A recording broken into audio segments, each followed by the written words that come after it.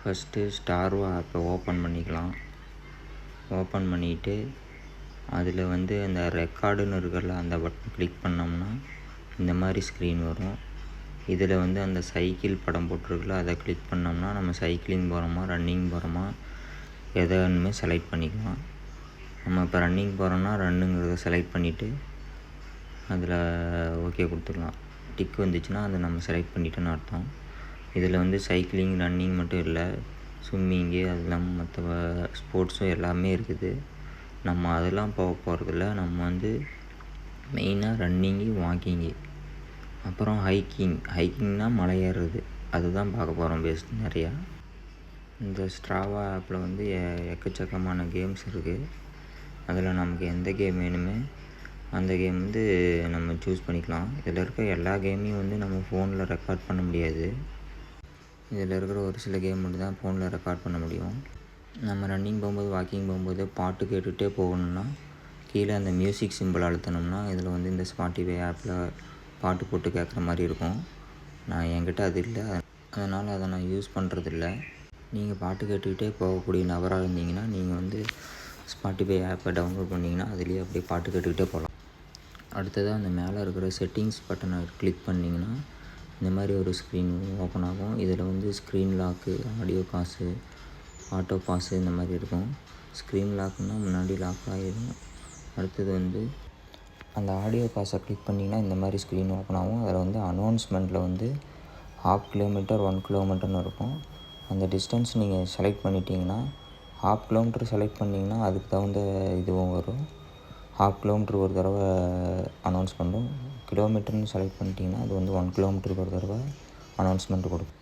அடுத்ததாக run auto pass, ride auto பாஸ்னு ஒன்று இருக்கும். அந்த ஆட்டோ பாஸ்க்குள்ளே போனோம்னா இது காட்டும்.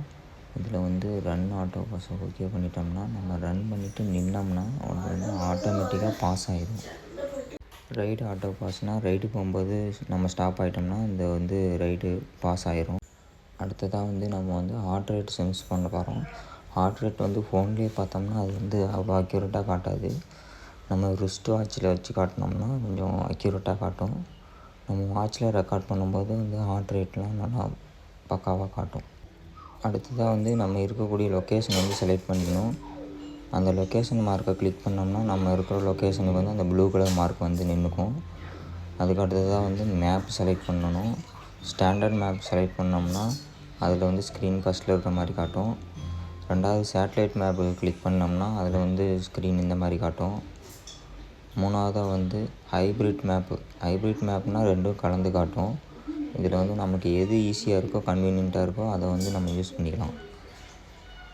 நம்ம ஸ்டாண்டர்டில் மேப்பில் யூஸ் பண்ணோமா தான் நமக்கு ஈஸியாக இருக்கும். அதில் தான் ரோட் மேப்லாம் நமக்கு கொஞ்சம் நல்லா காட்டும்.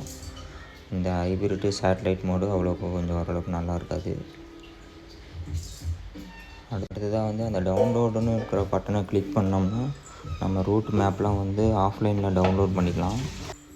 ஒரு ரன் ஸ்டார்ட் பண்ணுறதுக்கு முன்னாடி நம்ம வந்து லொக்கேஷன் கிளிக் பண்ணிவிட்டு நம்ம வாக்கிங் போகிறோமா ரன்னிங் போகிறோமான்னு அதை செலக்ட் பண்ணிவிட்டு ஸ்டார்ட் பட்டனை கிளிக் பண்ணோம்னா இந்த மாதிரி ஸ்க்ரீன் வரும்.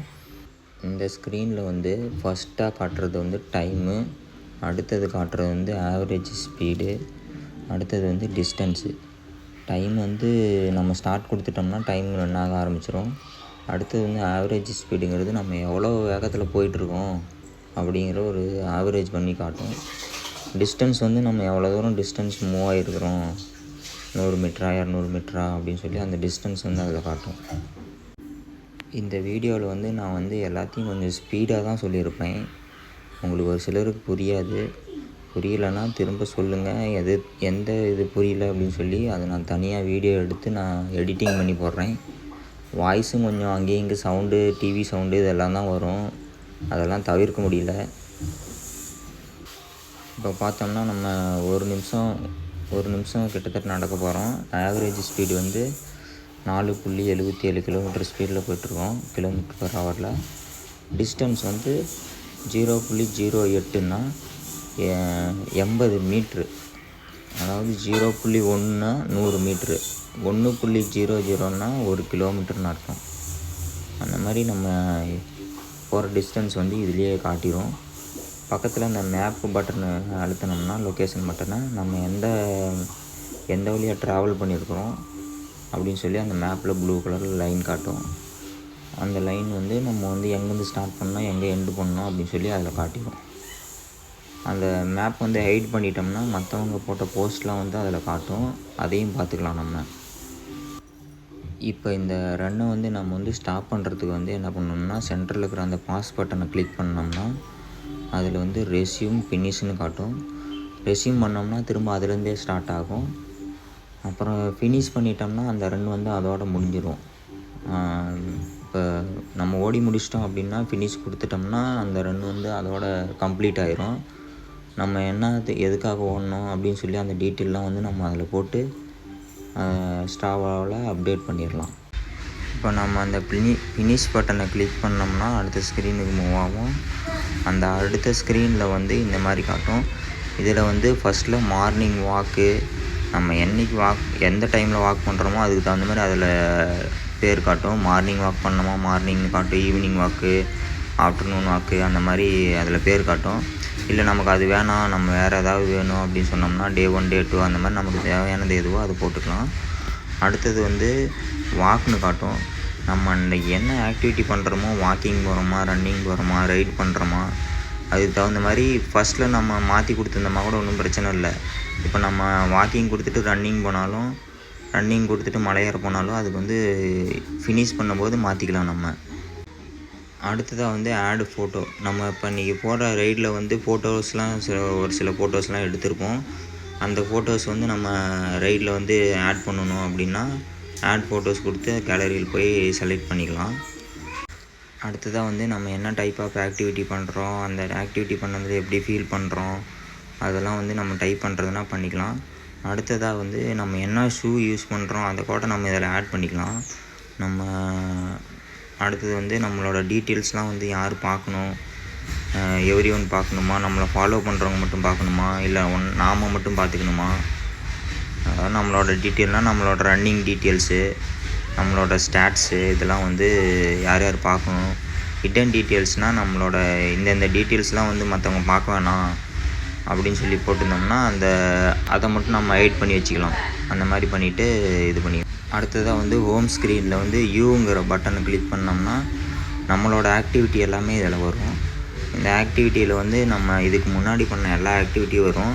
அதில் போய் நம்ம என்னென்ன எந்த டைமில் பண்ணியிருக்கோம், எத்தனை கிலோமீட்டர் ஓடி இருக்கோம், அதெல்லாம் வந்து பார்க்குற மாதிரி இருந்தால் பார்த்துக்கலாம். அதோட மேப்பு, ஃபோட்டோ, எல்லா டீட்டெயிலும் வந்து அதில் நம்ம ஒரு ஸ்டாட்ஸாக பார்த்துக்கலாம். அந்த ஆக்டிவிட்டியில் வந்து நம்ம கீழே ஸ்க்ரோல் பண்ணி பார்த்தோம்னா நம்ம எலிவேஷன்னால் எவ்வளோ ஹைட்டு ஏறி இருக்கிறோம், அப்புறம் வந்து ஆவரேஜ் பேஸு, மூவிங் டைம், எவ்வளோ டைம் மூவ் ஆகிருக்கிறோம், அப்புறம் இந்த டீட்டெயிலாம் நமக்கு கீழே காட்டும்.